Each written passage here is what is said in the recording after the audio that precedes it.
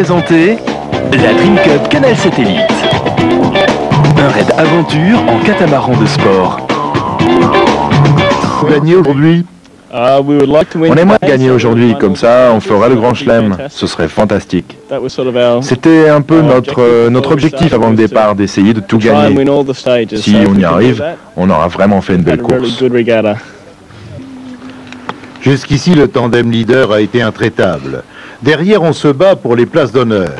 Les Calédoniens, excellents, sont encore très près les uns des autres pour une place sur le podium. Avant la dernière ligne droite, vous êtes tout doucement arrivé premier Calédonien. Oui, mais ex-aequo quand même, avec notre ami Thierry Lebiez, là. Et il y a Aldo Cailleux qui est pas très loin, qui est à un point derrière nous. Donc vraiment, il y a la troisième place va se jouer là maintenant.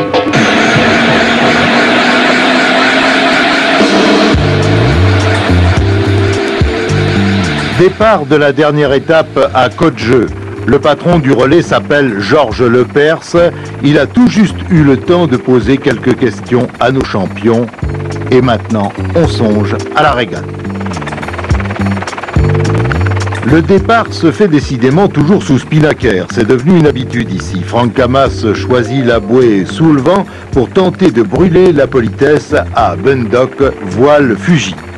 Les deux équipages prennent le meilleur sur le reste de la troupe et régatent bord à bord. Le peloton n'est pas complet. En effet, les organisateurs ont permis aux plus lents de partir une demi-heure avant les cracks. Ils seront d'ailleurs revus en moins d'une heure de course.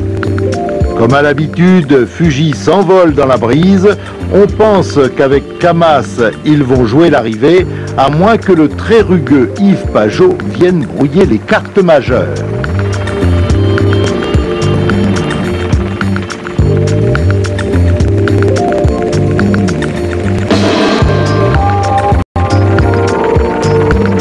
On file 15 nœuds par alizé moyen et mer plate, conditions idéales de navigation.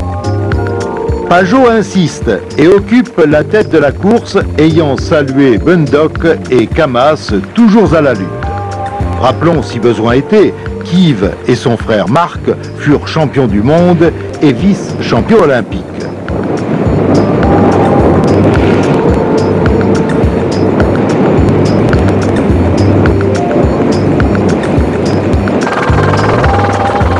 Avec ces conditions optimales, les organisateurs estiment que la traversée peut se faire en 5 petites heures.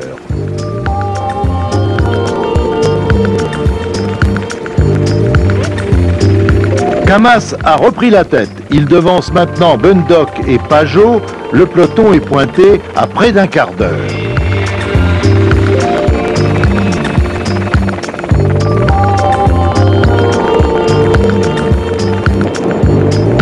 Les pronostiqueurs donnent 50-50 pour les chances du Français ou de l'Australien. Quelques-uns aimeraient, sans méchanceté aucune envers le champion australien, que le petit prince de l'Atlantique, comme les médias ont baptisé Franck Camas, s'impose à Nouméa. On avait oublié le pot au noir local, le Canal Woodin. Camas va carrément s'enterrer le long de la côte dans un calme blanc. Arrêter, stopper, encalminer. Pire, le courant va le faire reculer un moment. Bundock, au premier plan, subit le même sort, mais constatant que Camas était stoppé, il n'a pas cherché à approcher plus avant le littoral. Les deux leaders faisant la planche, les autres concurrents restent au beau milieu du chenal et touchent du vent. Revoilà Pajot qui se tenait en embuscade. Imaginez la tête de Franck et de Garen collés sur l'eau et voyant leur suivant les passer en rigolant dans la brise capricieuse.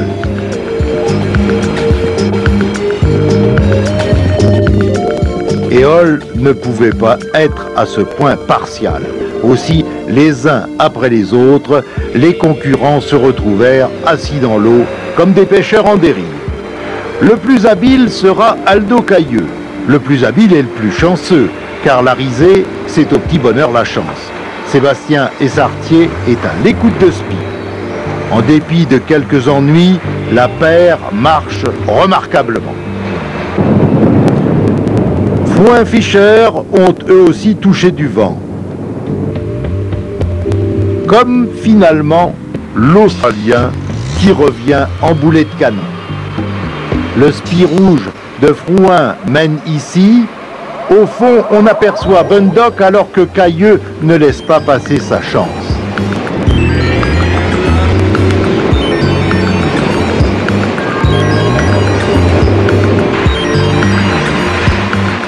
On approche de l'arrivée, ça sent l'écurie.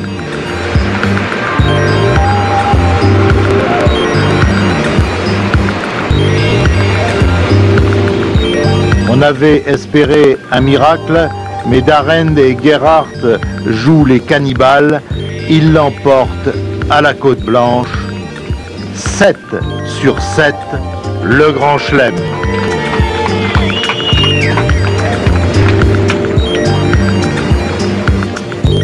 À la lutte pour la deuxième place, le spi rouge de Martin Fischer et plus loin Aldo Cailleux qui manque encore d'expérience sous spi.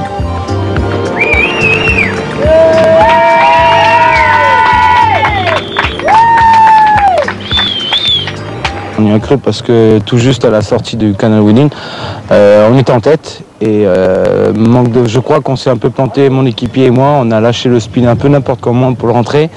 Moi j'ai lâché la drisse comme un fou, lui il n'a pas eu le temps de le récupérer, donc le spin s'est emmêlé autour de la grande voile, il a un petit peu déchiré, donc Martin Fischer et son équipier sont partis quoi. Donc on est sorti second quoi, voilà, et on est resté second et après bon, Bundock est revenu quoi, et là quand il revient c'est fini quoi. À défaut de succès populaire, il n'y avait qu'une douzaine de spectateurs à l'arrivée. L'impact des paysages sur les visiteurs a été total. Ce raid en Nouvelle-Calédonie, ça va vous laisser quelques souvenirs? Ah forcément, je crois que j'ai fait déjà beaucoup de raids, je crois qu'une dizaine de par le monde, et celui-là il est vraiment fantastique, l'endroit il est magique, le programme est bien fait, non c'est un endroit fantastique pour organiser un raid.